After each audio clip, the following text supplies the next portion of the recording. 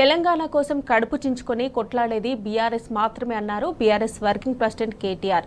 BRS అధ్యక్షుడు కేసీఆర్ పట్ల ప్రజలకు ఉన్న అభిమానం చెక్కు చెదరలేదని చెప్పారు. నెల రోజుల్లోనే కాంగ్రెస్ ప్రభుత్వం అప్రతిష్ట మూటగట్టుకుందన్నారు. కాంగ్రెస్ ఎమ్మెల్యేలకు అప్పుడే ప్రజల నుంచి నిరసన సెగలు మొదలయ్యాయని తెలిపారు. అప్పులను చూపి హామీల నుంచి తప్పించుకోవాలని కాంగ్రెస్ ప్రయత్నిస్తోందని కేటీఆర్ అన్నారు. ఈ సందర్భంగా తెలంగాణ భవన్లో జరిగిన జహీరాబాద్ పార్లమెంటు సన్నాహక సమావేశంలో కేటీఆర్ పాల్గొన్నారు.